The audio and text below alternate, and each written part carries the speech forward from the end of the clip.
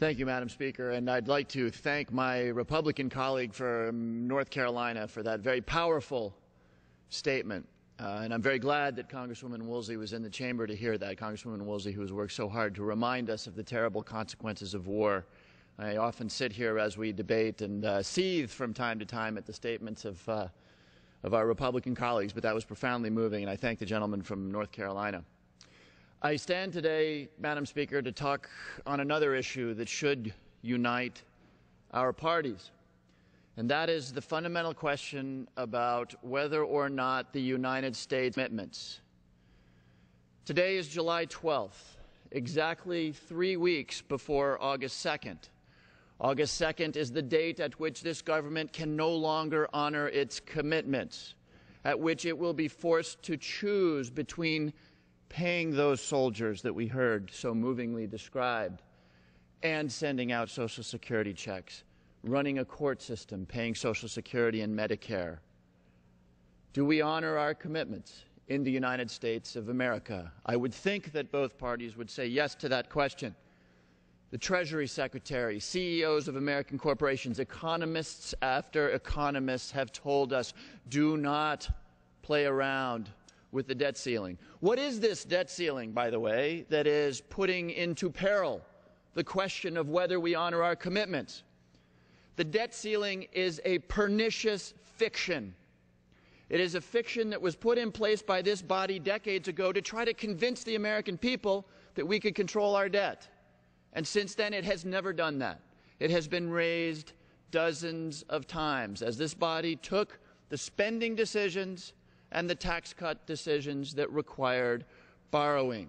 Under the Bush administration, the debt ceiling was raised 7 times. Dozens and dozens of times the debt ceiling has been raised. It is a fiction. It is a particularly pernicious set of smoke and mirrors that this institution uses to make people feel better while the debt rises, as it did under President Reagan, as it did under the first President Bush, as it did not under the President Clinton, and as it did under President George W. Bush and President Obama.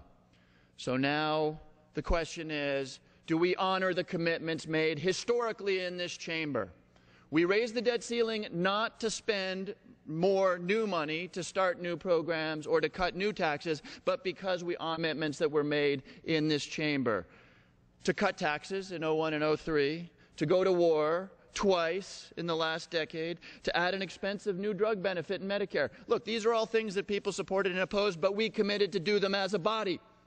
And you cannot make those decisions. You cannot vote to lower taxes or to increase spending and then turn around and say, I'm not going to pay for that. That is the worst sort of hypocrisy. I'm glad that my friend from Louisiana, Mr. Landry, talked about credit cards, but he got it a little bit wrong. The debt ceiling is sort of like a credit card, but what we're talking about right now, because we're talking about paying for past decisions and commitments, would be if I went to the electronics store and bought myself a big screen TV, and I bought myself a new microwave, and I bought myself a new home security system, and then I get home and a month later I get the credit card bill and I say, I don't know if I'm going to pay this credit card bill. I took the decisions. I made the commitments. And now the time has come to honor those commitments. Do we act as stewards of one of the best assets that this country has? Our full faith and credit. The belief that the United States honors its commitments. This is a critical asset, particularly now at a time of great economic uncertainty.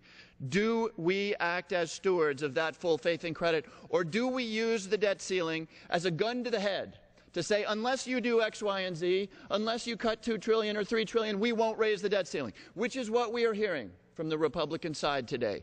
Do you use it? Do you hold it hostage, the full faith and credit of the United States? That is what we are seeing today. Look, there's no questions we need to address the deficit.